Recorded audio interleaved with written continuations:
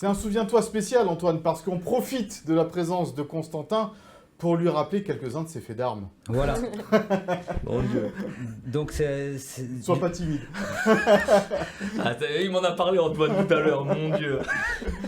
Non, mais du coup, on a choisi ce fameux, qui était qui est un grand souvenir quand même pour le club. Hein, c'est ce match à Reims-Nice du 22 mai 2022, la dernière journée de l'ère Galtier. Où Andy Delors, Nice est mené 2-0, Nice doit gagner pour se qualifier pour une Coupe d'Europe, et Andy Delors renverse tout en 7 minutes en fin de match. Nice s'impose 3-2, était même 4e pendant quelques minutes avant que Rennes égalise à Lille et finisse finalement 5e, mais grâce à ce triplé d'Andy Delors, Nice s'est qualifié pour les barrages de la Ligue Europa Conférence et a donc fait une Coupe d'Europe la saison d'après où on s'était fait éliminer par balle. Et donc, on voit donc Andy Delors ici sur photo. Et puis il y avait Constantin Givas tu étais là sur place ou... Non, j'étais en bureau à Nice. Voilà, qui était en bureau à Nice donc, et on va voir donc ce qui s'est passé quand Delors a marqué.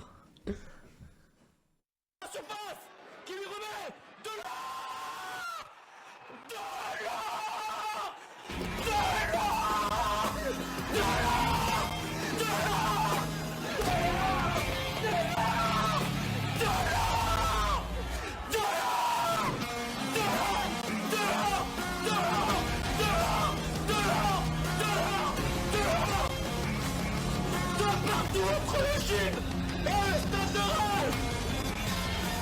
5 minutes. Ils ont tout renversé à 5 minutes. Ils ont tout renversé à 5 minutes. Voilà, donc. Ah, voilà. Ça te fait quoi de revoir ça? Ça me fait beaucoup de bien et un peu de mal. Alors, au cas où vous n'auriez pas compris qui a marqué le but, c'est Delors. Voilà. Hein, parce qu'il a dit, tu l'as dit au moins 18 fois. Ah oui, ouais, ça me fait beaucoup de bien et un peu de mal, quoi. Bon, les supporters, ils t'en parlent évidemment de ce genre de vidéos, c'est la façon dont tu commentes et célèbres les buts de l'OGC Nice. C'est un petit peu ce qui fait aussi ta marque de fabrique, cet enthousiasme débordant. Oui. Alors il y a toujours, on va pas se mentir, il y a toujours un peu de gêne quand même quand tu revois ça. Je me dis, c'est un fou. Et des fois on me le dit, mais pourtant dans la vie t'as l'air normal. Je dis, dans la vie, si C'est vrai. je vais pas venir en te criant dessus comme ça, c'est pas possible quand même. Mais. Tu te transformes en fait un petit peu quand tu commentes un match du gym. Ouais, mais en fait, je suis comme si j'étais avec les copains dans les tribunes. Voilà, c'est comme dans les copains. Si j'étais avec les copains en tribune, t'envoies, t'es content, et des fois, des fois, t'envoies un peu trop, des fois, tu. Mais ce qui est magnifique, c'est que même quand dans ces excès où ça me gêne un petit peu, ça me fait marrer, mais il y a toujours un moment où ça me gêne un peu. Je suis toujours accompagné avec bienveillance par le club ou les supporters. Enfin, j'ai pas eu une fois. Ah, d'ailleurs, tu cries trop. Ouais, non, c'est vrai, je crie trop et tout. But du gym, triplé de Delors. Sérieux, on était en train de tout perdre. Après la saison qu'on avait faite, on a déjà pris la Coupe de France, si, ça. On va tout perdre à Reims. C'est-à-dire qu'on va à Reims, on va là-bas et on va tout perdre du jour au lendemain. C'est pas possible. 2-0 à la mi-temps on se fait rouler dessus. Non, et là, il y a Andy. En plus, Andy, il joue au boule, il a la mèche, il t'en met un du gauche, un du droit, un de la... Voilà, mais c'est bien, c'est ce que je veux. Moi, si on s'enflamme pas là, on s'enflamme pas. Non, mais si on s'enflamme pas là, on s'enflamme pas. Ouais, mais tu t'enflammes contre Reims. Ouais, mais je m'enflamme parce que toute la saison, on devait être en haut. Qu'au final, on a été à cause d'un printemps pas terrible, on se retrouve une main devant, une main derrière, et qu'on est en train de tout perdre contre Reims. Et que oui, quand le gym va en Coupe d'Europe, ça me fait rêver. Voilà. Et quand tu t'enflammes contre la Lazio alors que Nice est en train de se faire rouler dessus, qu'est-ce qu'on te dit à ce moment-là? C'est le but de l'espoir. Non, me dit, mais au moment où je m'enflamme contre la Lazio, on revient à 2-1, on a fait un partout à la Sociedad, c'est bon, allez, on peut passer à travers une demi-heure. Là, c'est le but de l'espoir, on y va. Ouais. Bon, et après, je me suis pas enflammé à 4-1 à la fin, mais après, il y a un peu tout le monde qui tombe qui te tombe, tu plies un peu la tête. Mais ouais, et j'ai cette liberté, au final, on me dit, vas-y comme ça, vas-y comme tu es. Et je trouve ça, magnifique. Et je crois que tu avais fait quand Nice s'impose à Paris 3-2. Quand Mofi marque, pareil, tu as aussi une réaction exceptionnelle, enfin disproportionnée, enfin pas disproportionnée, mais Ça peut l'être, ça peut paraître, voilà. Mais en tout cas, c'est Voilà, pas fin. voilà. C'est pas. C'est- Tu joues pas la comédie. Tu joues pas la comédie. Ah non, voilà. oui. Donc, Tu le ressens vraiment une au vraie fond de toi, réaction. quoi. Et je crois que celle-là avait fait encore plus le tour des réseaux. Et je crois que même Moscato, c'est vrai. c'est ça, c'était passé chez Moscato. Ah, ouais. c'est vrai, je passe chez Moscato, mais c'est mes potes qui m'envoient Ouais. ça et ils m'envoient, ils se moquent de moi, mais c'est trop bien. Mais tu t'imagines la consécration, Moscato se moque de toi. Tu passes, il se dit ok, marrer. Moi, ça me fait marrer parce que c'est ça qui me fait, c'est ça que j'adore dans le foot, quand on se branche un petit peu, on peut.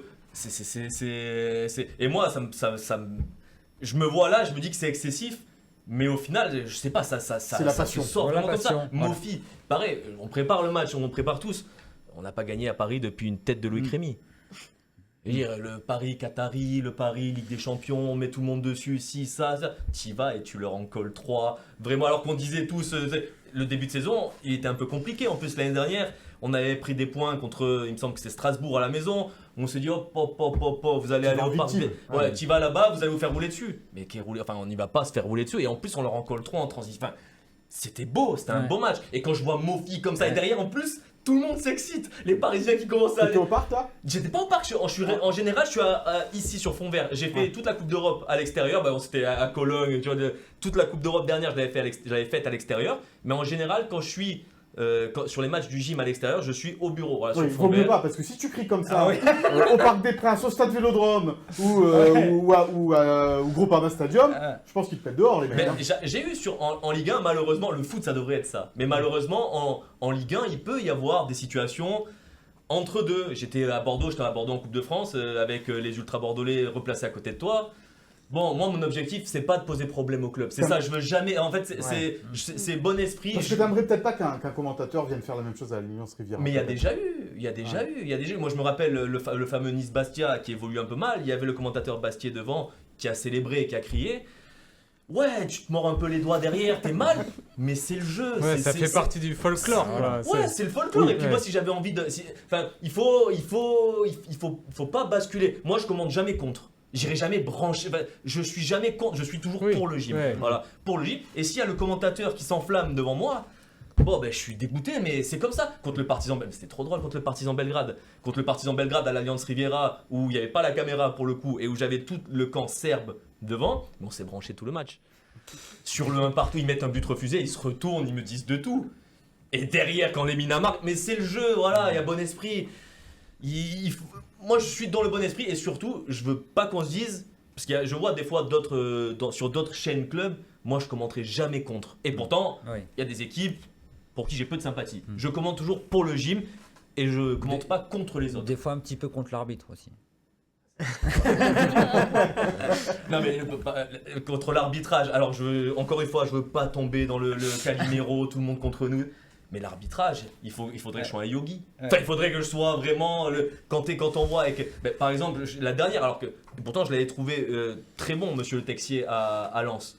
Mais sur le penalty de Boudaoui. Mais après, j'engage aussi la parole du club. Je peux pas me fendre en deux sur l'arbitrage. Alors, on me dit, et c'est là où des fois les images ça t'aide aussi. Quand tu me vois comme ça, la tête sur le micro, tu devines aussi. Mais il faut être quand même mesuré dans les propos. Et j'aimerais, voilà, la pire chose, c'est de poser un problème au gym. Ça, je veux pas. Je veux que ce soit positif. Je veux qu'on puisse en rire. Je veux me revoir comme ça, être un peu gêné. Mais je veux pas poser de problème au gym. Et c'est pour ça l'arbitrage. Je peux penser ce que je veux, je peux essayer d'être le plus calme possible, même si des fois, voilà, quand j'ai 3 cheveux qui me repoussent, tu comprends que l'arbitrage c'est difficile, mais je veux pas m'emballer. Voilà, tu t'emballes pas, je m'emballe pas, j'engage le club, je travaille pour le club, je veux pas être un problème. Et c'est pour ça, on en revient sur les matchs extérieurs en Ligue 1, on s'était posé la question pour aller au Vélodrome. Mais après, moi je veux pas qu'on dise t'as été pour brancher les Marseillais, c'est pas ça, pas du tout. Et plutôt que faire des problèmes ailleurs, on le fait à la maison et on le fait bien. Ouais.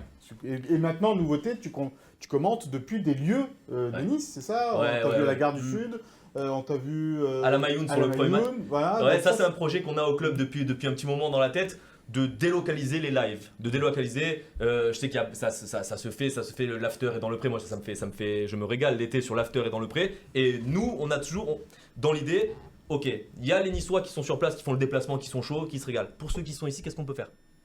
Et ce format de live match, aller commenter en public avec tout le monde qui peut intervenir, c'est quelque chose qu'on avait dans la tête. et qu'on arrive cette saison à pousser sur les 2 premiers matchs. On l'a fait dans des endroits différents. On l'a fait à la Mayoun, place Garibaldi, et d'ailleurs en dos on a reçu un super accueil. On a été à la Gare du Sud. Moi ça me serait pas venu spontanément d'aller à la Gare du Sud, et au final on m'a C'est un lieu qui s'y prête plutôt bien. Mais c'est en fait. incroyable comme lieu. Moi, je sais pas trop. Moi, je suis plutôt Villefranche, Le Port. J'ai du mal à aller dans des quartiers qui sont pas les miens d'une manière régulière. Et là, la Gare du Sud, c'était magnifique avec 2 grands écrans. Alors après, il y a plein de choses à parfaire, mais dans ces moments-là, je reviens à la bienveillance. En fait, il y a tout. On est là, on se dit pourquoi on se passe pas une bonne soirée ensemble? Pourquoi on va pas passer un match du gym ensemble? Moi, j'aurais aimé avoir ça petit. Ouais. Et j'ai ce souvenir parce que mon papa, il avait une pizzeria où on s'écoutait les matchs à la radio. Ça me plaît. Et là, pareil, que le club accepte qu'on aille là, parce qu'on prend des risques. Hein. Tu peux te faire un match légendaire. On s'est fait le match contre Ferencváros, c'était dur. Non, mais c'était clair. difficile. Ouais. Je te rassure, même là-bas, c'était dur. Et ouais, je t'ai vu d'ailleurs, j'ai dit, mais Michael Lefebvre qui est là-bas en tribune avec les... C'était dur, mais malgré tout, on a souffert ensemble. C'est ça aussi le foot et le gym.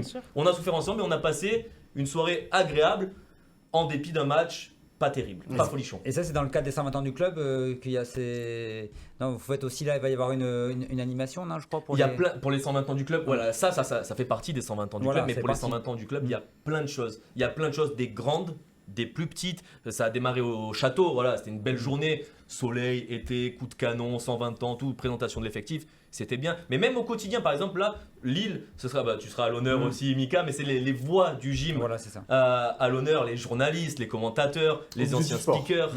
Et oui, au musée ça. du... Ouais, non, c'est bien. Et il y a un thème par match. Il y a eu les joueurs des Balkans, avec le retour de Nema Pecinovic, avec Djelmas et Kurbos. Il y a eu les fondateurs du club sur le premier match. Chaque match, son thème. Là, il y avait des supporters aussi, bien évidemment. Et il y a plein de choses qui se mettent en place. Ça, les voix du gym sur le cours 1904, pareil, il y a un nouveau un peu de talk show. Donc là, il y aura Fabrice Moreau, il y aura l'ancien speaker du Yoré aussi. Non, Oui, il y aura Voilà. Michel Jomy, que j'adore. Michel Jomy, moi c'est un ami de Speaker la... de notre, pas de notre enfance complètement, parce qu'il est arrivé un peu plus tard. C'était une dame, c'était une femme qui était Ah oui, exact. speakerine Ouais. du Stade du Ré. C'est vrai, ouais. Il y aura Ouais, Olivier ouais. Taboué aussi qui a fait 1 an à l'Alliance. Et d'ailleurs, il y a une petite surprise. Mais voilà, il y aura tout le monde mis à l'honneur sur le cours 1904. Et après, les speakers, les anciens speakers aussi avec moi sur le terrain, sur la pelouse, avec une petite surprise. Mais on en revient, tu dis Michel Jomy. Moi, je l'adore, Michel. C'était le petit... Et en plus, j'ai joué avec son fils quand j'étais petit au Cavigal. Et je trouve que pareil, le club fait beaucoup d'efforts pour les 120 ans. Et dans l'animation, on a fait descendre le canon aussi pour célébrer les fêtes pour célébrer les victoires du gym Sur la pelouse, ouais. sur la pelouse.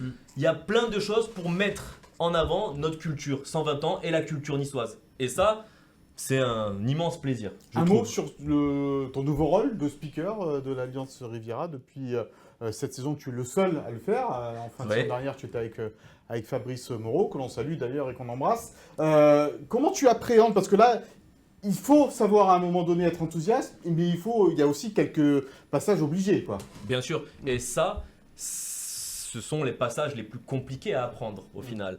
Où des passages protocolaires, de l'avant-match, même Les buts adverses. les buts adverses, c'est simple. Si je pouvais les susurrer ou murmurer dans le micro, je le ferais. Mais non, les buts adverses. Après, des choses toutes simples, les changements, 4 minutes de temps additionnel minimum. Il y a plein de détails. Mais au début, moi, déjà, je l'apprends comme c'est une immense fierté. Moi, c'est un rêve. J'aurais jamais pensé faire ça. Speaker à l'Alliance Riviera.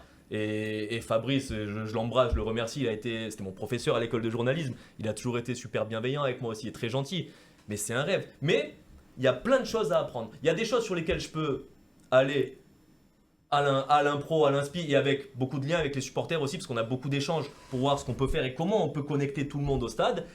Mais c'est un nouveau métier, un métier à apprendre. Tu t'inspires de qui du speaker de Naples, par exemple, qui est l'un des speakers les plus emblématiques, peut-être, que l'on puisse connaître aujourd'hui. C'est difficile parce que au final, le speaker de Naples, il est légendaire, Bellini. Il est magnifique, mais il y a tout un contexte. Ici, même réglementairement, il y a des choses que tu n'as pas le droit de faire. Et j'en reviens au match d'hier sur il y a plein de petits points de règlement. Il faut digérer beaucoup de choses pour pouvoir créer quelque chose qui me ressemble. Voilà. Et c'est vrai que sur les premiers matchs, tu as une oreillette, on te parle tout le temps. Quand il y a quelqu'un qui vient, qui te parle, qui chante, tu as du mal à comprendre ce qu'on te dit. C'est pas facile. Mais là, ça fait au moins 2-3 matchs où je m'amuse vraiment. Où les Ça séquences... évacue un peu le stress, quoi.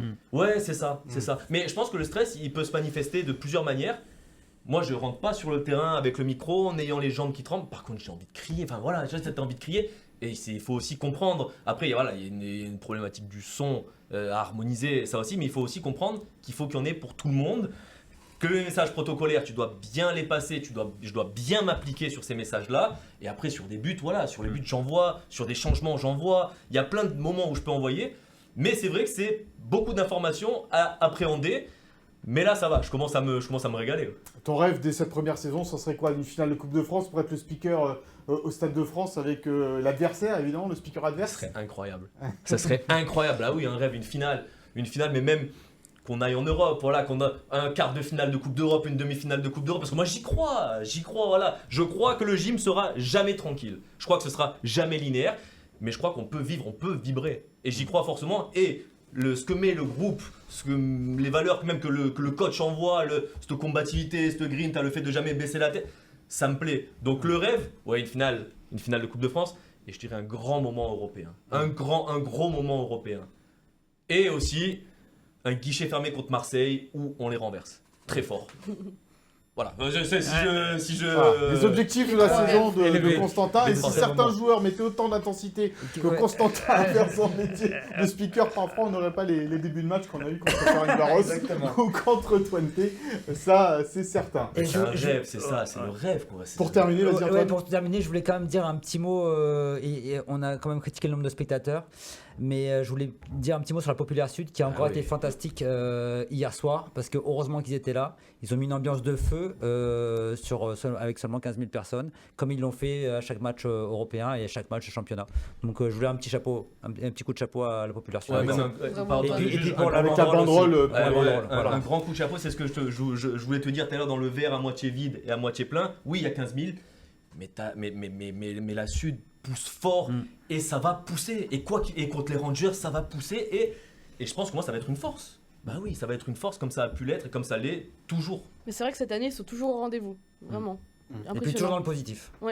Bon, bah voilà, le message est passé, le salut est passé.